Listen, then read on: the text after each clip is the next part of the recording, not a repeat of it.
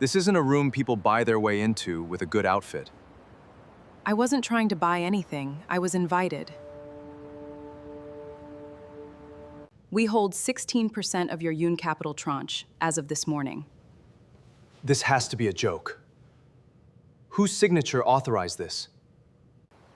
I don't get to undo what I said that night. Ask me again in 6 months. After you've shown me, not told me. The doors of Kang Tower opened into gold light, and Skylar Owens almost turned around. Her dress was 5 years old, taken in at the waist by her own hands the night before. Her shoes had been resold twice. She had recounted the cab fare twice before deciding she could afford it, the same way she recounted everything now, out of habit rather than fear. But her invitation was real, earned through 11 months of quiet work on the Boyd Memorial Hospital Giving Board, and she carried herself the way her father once taught her, like the room owed her nothing, and she owed the room nothing either. She never made it past the valet stand.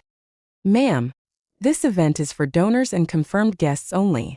Junho Kang's voice cut through the noise of arriving cars, sharp with 3 sleepless nights and a company he could feel slipping through his fingers.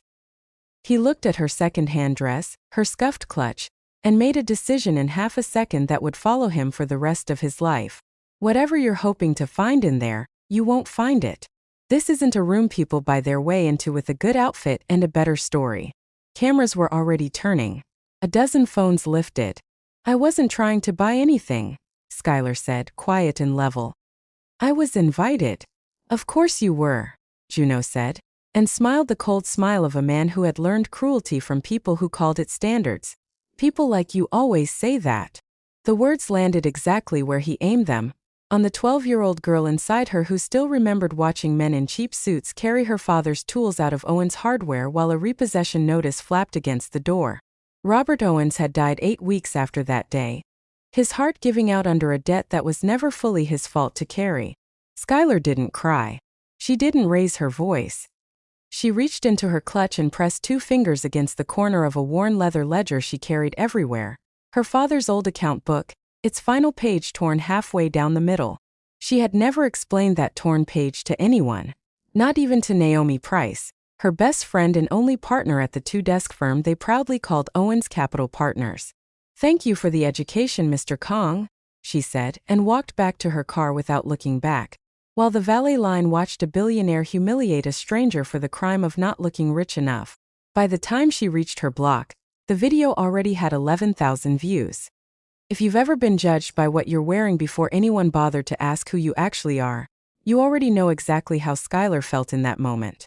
Tell us where you're watching from tonight, hit that like button and stay with me because what Skylar does next is going to change everything. Naomi met her at the office near midnight, 2 cold coffees in hand and fury written across her face. "You want me to draft a statement? A legal letter? Say the word." "I want his company's financials," Skylar said, already opening her laptop. "Every filing, every bond, every loan Kang Holdings has taken out in the last 5 years. Naomi paused. "This isn't like you, Sky." "No," Skylar agreed. "It isn't. Let's see if I like it." What she found 4 hours later made her sit back very slowly. Kang Holdings, the empire that had trained her, without ever knowing it, to respect and fear the machinery of debt, was drowning. Quietly. Beautifully disguised on paper but drowning in obligations owed to a single lender. Yoon Capital Bank.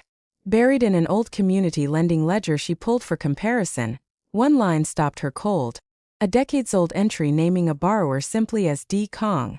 She stared at it a long moment, shrugged it off as coincidence and kept reading. She had bigger fires to put out than a common surname from 40 years ago. The real fire was on page 40 of the refinancing agreement. A call option letting Yoon Capital demand the company's entire remaining balance within 90 days of a trigger event. The trigger date, Skylar realized with a cold jolt, had already passed 6 weeks earlier. Somebody at Yoon Capital had started the clock.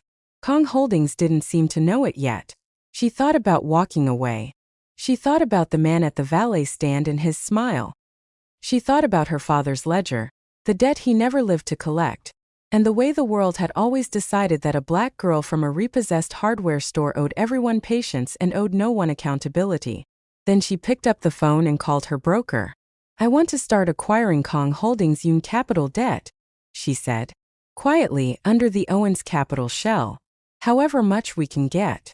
That tranche is enormous, Skylar. It could take everything the fund has. Then it takes everything the fund has. Her hands were steady when she hung up the phone. They had always been steady. Steadiness was the one inheritance her father left her that no bank could ever repossess.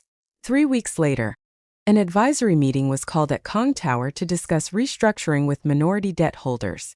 Skylar walked in wearing the same steel calm she wore into every negotiation, and watched Junho's face change the instant her name was read off the holder list. You, he said. Miss Owens, she corrected. Or Owens Capital if we're being formal. We hold 16% of your Yoon capital tranche as of this morning. His CFO looked physically ill. Junho's mouth went dry. This is a joke, he said. Ask your CFO if the 90-day trigger already fired, Skylar said, watching the color drain from the man's face before he even opened his mouth. That wasn't a joke either, Mr. Kang. Neither was what you said to me outside this building. I remember every word. I imagine your father's employees would like to know how close they are to losing their pensions, while you were busy deciding who belongs in a room. Junho's jaw tightened. For the first time since she'd met him, something moved underneath the polish, fear, plain and unguarded. What do you want? He said quietly. Right now? Just your attention, Skylar said. You'll want to give me the rest of it soon enough. Here's a question worth sitting with tonight. If you held the exact leverage to destroy the person who humiliated you in public, would you use it? Or would you become someone better than the moment that hurt you? Type your honest answer in the comments, and subscribe if you want to see which one Skylar chooses. Within 2 weeks, Owens Capital had quietly consolidated 44% of the Yoon capital tranche enough, combined with the frozen default clock, to make Skylar the single most powerful voice in whether Kang Holdings survived the quarter. The financial press hadn't connected the dots yet. Junho had. He came to her office alone, without his driver, in a plain coat instead of a suit, and stood in the doorway of the converted brownstone like a man arriving at confession. You could destroy us, he said. Call the debt, force liquidation, sell off the pieces one by one. Every advisor I have says that's exactly what a woman I humiliated in public would do. Your advisors don't know me, Skylar said. You don't either. His eyes moved to the ledger resting on her desk, the torn edge just visible. What is that? My father's, she said, and closed it before he could see more. Not your business yet. He didn't push. That alone surprised her more than anything he'd said all week. He told her about his father then, standing in her small office because there was nowhere else left to be honest.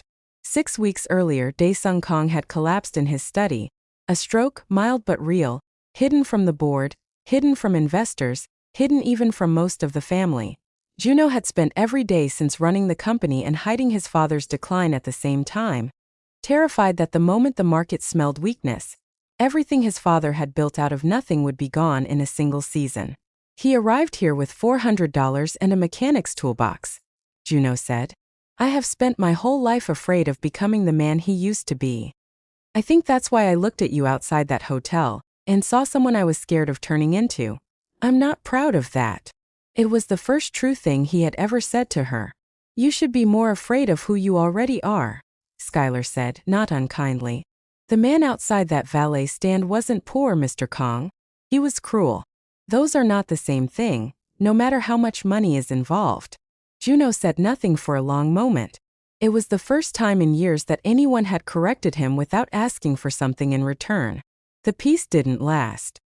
3 days later, Yoon Capital formally invoked the acceleration clause on the remaining debt. A full public default notice, 72 hours to cure, 1,100 employees' pensions suddenly frozen, headlines already forming online. Skylar's phone rang before 9 that morning. Naomi breathless. It's Yoon, Naomi said. She's the one who pushed the trigger. And Sky, I pulled the original loan file. The acceleration clause wasn't in the version Kang Holdings lawyers actually signed. Someone added it after Dae-sung's stroke, backdated it, and filed it through a junior clerk who's now conveniently unreachable. Yoon had been promised to Junho since childhood.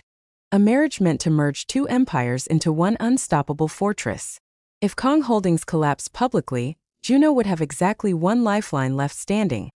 A rescue offer from Yoon Capital, with a wedding quietly attached to the terms. She hadn't just accelerated a debt, she had engineered a proposal. At the emergency board meeting that followed, Dae-sung insisted on attending against every doctor's order, wheeled to the head of the table where his usual chair sat empty most weeks now. Before the meeting began, as he always did, he pressed 2 fingers briefly against his breast pocket, over something small and folded that no one in that room had ever seen him without. We are seconds away from the truth that changes everything you think you understand about this story. Before we go any further, predict it for me in the comments. What do you think that torn page in Skylar's ledger really means? Subscribe now because you will not want to miss what happens next. Skylar brought the falsified clause and her father's ledger into that meeting, determined to expose Seo Yun in front of the one person who could stop her. She laid the evidence on the table. Then, almost as an afterthought, she opened the ledger to its torn page, meaning only to point out the date. Dae-sung went very still. "Where did you get that book?" he said, in a voice that had not shaken in 40 years. "It was my father's. Robert Owens. He kept a hardware store in Brooklyn." The old man's trembling hand went to his breast pocket. He withdrew a folded, sun-faded receipt he had carried for over 4 decades, and set it beside the torn page. The edges matched exactly, like 2 halves of the same broken thing finally returned to each other. "In 1983 I was a mechanic with no papers, no money, and a wife 6 months pregnant," Dae-sung said, his composure finally breaking in front of his son. "Your father handed me $4,000 from his own register, and never asked me to sign a single thing. He said, 'Pay it forward when you can.'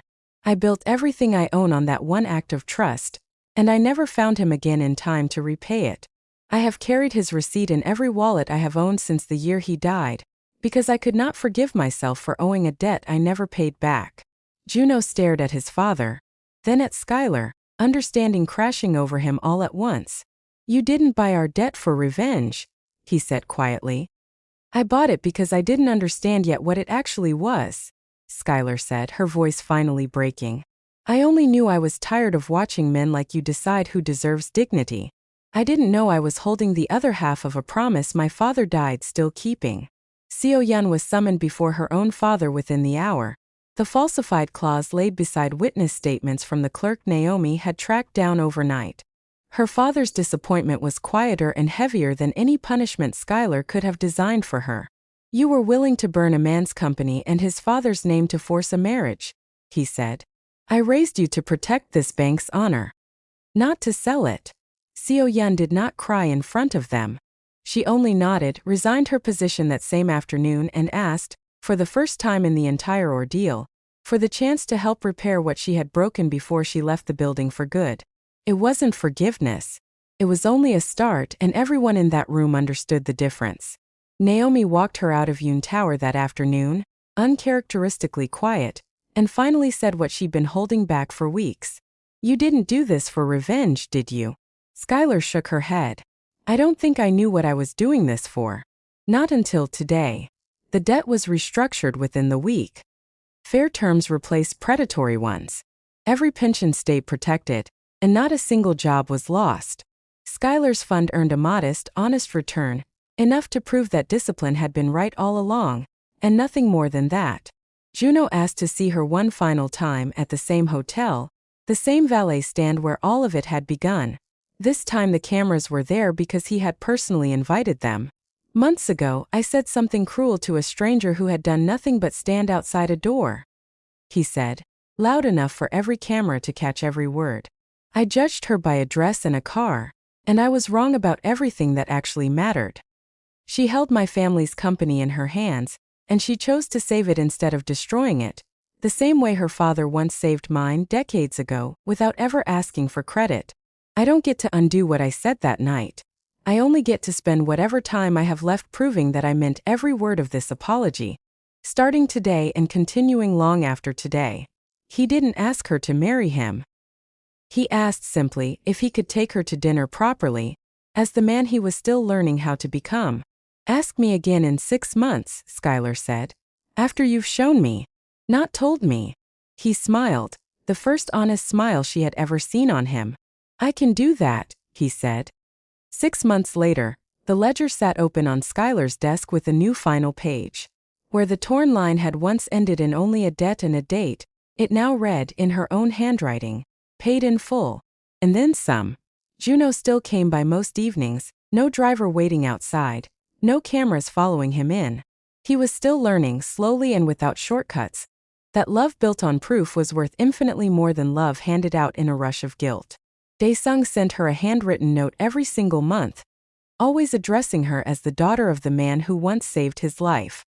Naomi still rolled her eyes every time Junho walked through the door, but she had long since stopped reaching for her pepper spray. The following spring, Skylar walked back through the doors of Kang Tower for the hospital gala's next fundraiser, wearing the same blue dress, altered once more, this time on purpose. No one stopped her at the Valet stand. Junho met her at the door himself, and for the first time the room felt like exactly where she belonged, because she had never actually needed it to tell her that in the first place. Some debts are measured in dollars. The ones that matter most are measured in the courage it finally takes to pay them back. Here's my question for you tonight. Have you ever discovered that an old kindness from your own family came back around in a way you never expected? Tell me in the comments below. And if this story reminded you that dignity is worth more than money, hit subscribe and stay close, because Empire City Romance Stories has another story just like this one waiting for you very soon.